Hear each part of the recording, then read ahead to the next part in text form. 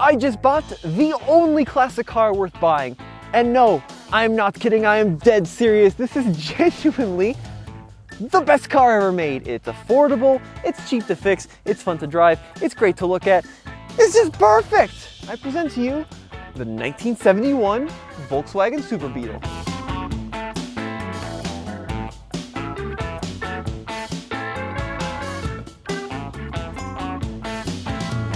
The Volkswagen Beetle is probably my favorite car of all time. Now, like 4 years ago, we did a series around a beige 71 Super Beetle. Its name was Felix. It was a little bit popular on the channel, but you know, we finished the series, we had to sell it, and ever since, I've really missed the little car. Well, this one popped up on Craigslist, and I just knew I had to have it.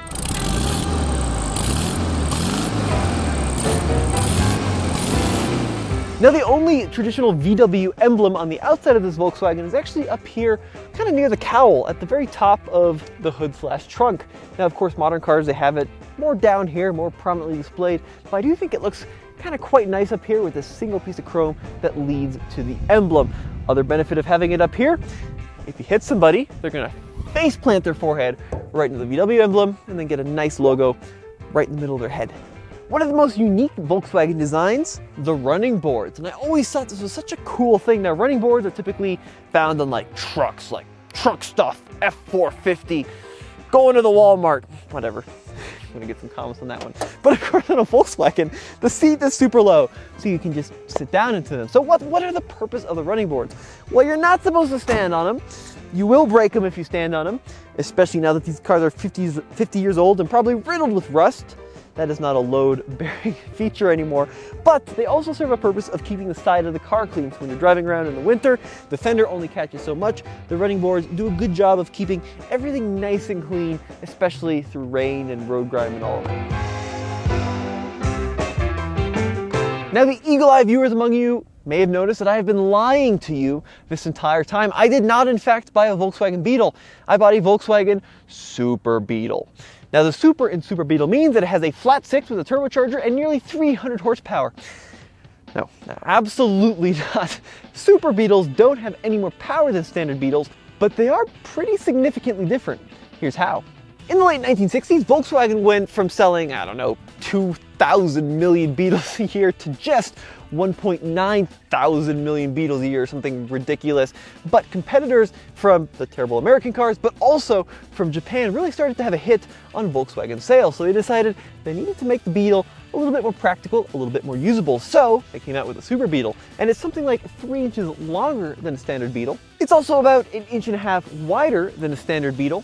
But the biggest difference by far comes in the front. Now you can tell a Super Beetle by these, little grates in the lower front apron, this kind of flatter nose in a standard Beetle, and the spare tire. It lies flat underneath the floor, and that's because they went to a McPherson strut front suspension, which gave the Super Beetle something like 43% more cargo space than a standard Beetle. All right, so let me tell you about the history of this Volkswagen as I struggle with this antiquated 3-point seatbelt, which is just terrible. This was actually owned by a lady in Longmont, Colorado, so it's a local car, who used it as her first car back in the early 1980s. I think it's pretty cool. So she bought this car in Florida, and she lived there as a kid, and then drove it as her first car, and held on to it all these years later. So it's been in her possession since like 1982 or something, a long time. I don't feel any safer than I did without the seatbelt on. All right, let's go ahead and start it up. Now, the best part about this car, that engine is a peach. They've done a lot of work over the years to keep this engine running well, and it really does run beautifully. It also steers wonderfully. They had the front end suspension completely overhauled, common issue on Super Beetles. You just got to keep them kind of up to date in that area. But let's go ahead and take it for a ride. Volkswagens, and I kid you not, are some of the best cars in the entire world to drive. They're just lovely. They're so easy to drive too. Anybody can learn how to drive a Volkswagen. I don't care if you've never driven a manual transmission, learn on a Beetle. They are dirt simple. No power steering, but the steering is light because the car only weighs about 2,000 pounds. No power brakes, but the brakes are light because the car only weighs like 2,000 pounds. The engines are pretty responsive, even at altitude, even after 50 years. Oh, they're just lovely to drive. The ride is pretty good. Fantastic cars. The back seat on a Volkswagen, actually surprisingly comfy place to hang out. Really very roomy for the size of the vehicle. Fold the seat forward, no headrests, no shoulder belts back here, but really a lot of room. Great for friends.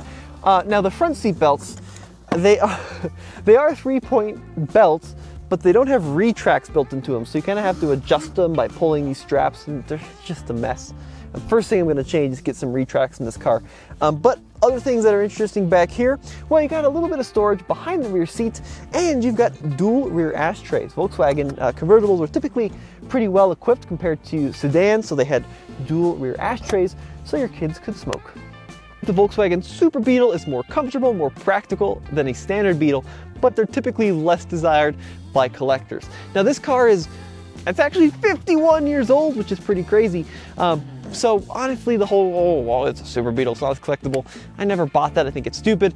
And if you want a convertible like this one post 1970, well, they're all gonna be Super Beetles anyways. So that's what this car is, but let's start diving into some of the crazy gadgets and gizmos. Under the front floor of a Super Beetle, you'll notice the spare tire mounted flat. On a standard Beetle, it'd be standing upright, but you'll also notice that bizarre little plastic hose coming out of the valve. Now that is something truly bizarre. So what is going on is that is pressurizing this tank right here. And this is the tank for the washer fluid. So that hose grabs air from the spare tire and forces it into the washer fluid tank, and then there's a button on the dash. You push the button, and that's what causes the windshield squirter to spray the windshield. So there are no pumps, there are no sophisticated electronics. It's just air from the spare tire that feeds this tank. Now, kind of an interesting thing here too, you can actually fill up the spare tire by removing this little valve, and then you'll notice there's a second little tire valve there, which is pretty crazy. And the idea behind this system is, you don't have to get your spare tire out to fill it up when it starts to run low. Now there's a cutoff valve at, I think, 28 PSI, so you don't run the spare tire completely out of air.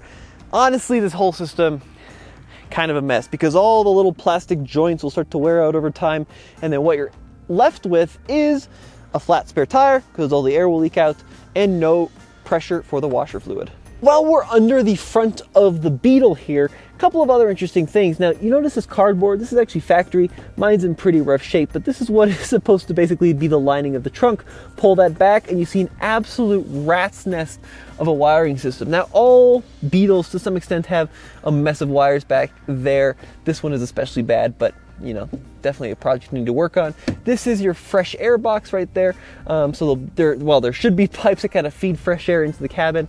Of course, this one, it's gonna be a little bit of a project under here. And then underneath all this, right down here is your fuel tank. It's 11.1 gallons. Now to open up the fuel filler on a Beetle, there's a little pull tab underneath the dashboard. Give that a tug, and then the fuel filler springs open. This is your fuel cap, and that's where you fill up the monster 11.1 gallon fuel tank. One of the big appeals to me about this particular Volkswagen, of course, the convertible. And it's one of those things that you really love or kind of don't understand, but I think it's very cool. Now, they built over 20 million Volkswagen Beetles from the late 1930s all the way up to the early 2000s in various parts of the world. They only built like 330 some thousand convertibles, and I believe production of convertibles stopped globally in 1980, and here in the US they kind of dried up about 1978. On the Volkswagen, the top just plops back and kind of sits above the deck lid. Now there is a tonneau cover, so you peel the tonneau cover away and you can see it's just a mechanism under there with some canvas. Now, it's said that the top is actually pretty clever. You've got the outside material, then you've got like a full inch of insulation before you get to the headlining. So these were pretty well engineered. Fully manual top, kind of just lift up on it and it will fold up against the bulkhead here, kind of like so. A couple little alignment dowels, and then there are these little levers you pull down and secure it in place. Now I have the upper body strength of a squirrel, but even I can get the top up and down all by myself. So you kind of just want to grab up in the middle, and then it'll fold back. and it pretty much just goes into one position here. There's not like a lot of fancy finagling and clips. Now Volkswagen realized in the standard position, the rearview mirror would just show directly into the top, like you couldn't see over it. So what they did was actually engineer it in such a way where you can spin it 180 degrees, and now you can see over the top. So it actually rises up a little bit, right around 2 inches. Spin it, you get a little bit of additional height. This Volkswagen has a nearly flat windshield, and the Volkswagen people out there are going to start screaming, well, that's not a Super Beetle. Super Beetles had curved windshields. And that was true in the later ones, but like the early ones, 71, 72s, they had the perfectly flat windshield, just like the standard Beetles. They are great for kind of attracting window chips, but it doesn't really matter because everything in Volkswagen's a couple $100, plop a new one in there, and off you go. Now there are a couple of things that take getting used to. The hinged pedal from the bottom, you know, kind of weird. But that's what Volkswagen did. Apart from that though, they drive really modern. They're just fun, happy, easygoing cars. No other car will put a bigger smile on your face for less money. Now, what do they cost? Well, a really nice convertible, original paint, no rust, like you're gonna probably pay $20,000, $25,000. They're a lot of money. This one was under 15. This was $13,000, which is probably too much actually, but the sedans, you can get a good sedan for like $8,000, and they're lovely. Volkswagens have one of my favorite features in the automotive world, vent windows. You twist this little knob, and then you've got, some people call them smoker windows, some people call them vent windows, but these little quarter windows that open up and allow a lot of fresh air flow. Lovely feature.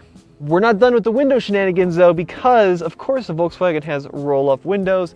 Front ones are pretty standard, but the rear windows, well, the rear windows, check this out. Let's see if I can figure it out. There they go.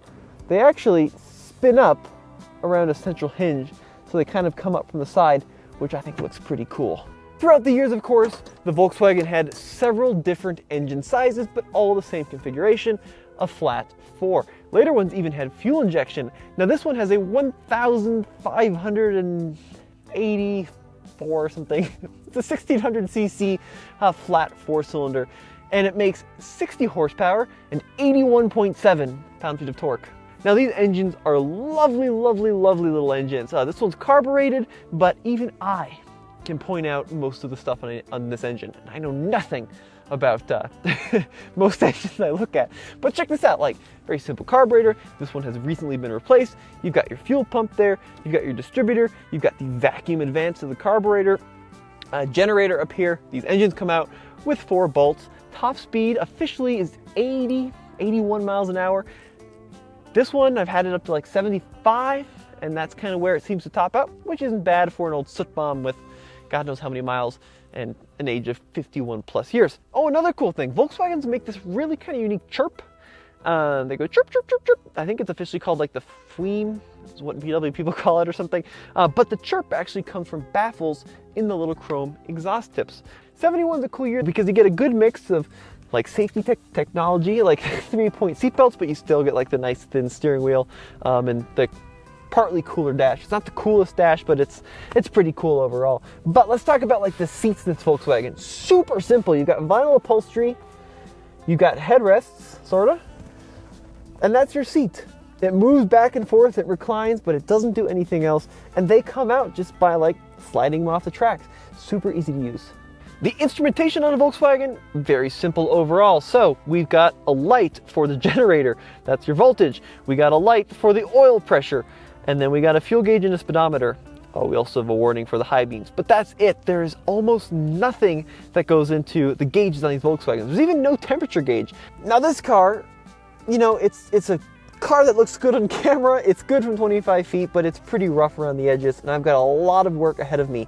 It's been repainted at some point. It was originally this orange color. I think it was called Clementine. Someone repainted it red and clearly didn't do the best of job. This radio has just been hacked in. It looks terrible. It doesn't work. Lots and lots of little stuff to do on this car. But a couple of cool things here. See this little B?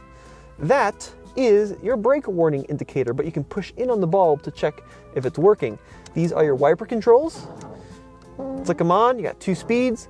Push in for that wiper system that doesn't work. This is your light control. I'm missing the little knob there as well. This is your heater control, or fan control, which is missing. And then these are your fresh air vents. Twist those in order to get fresh air. Some stuff that does work, emergency flashers.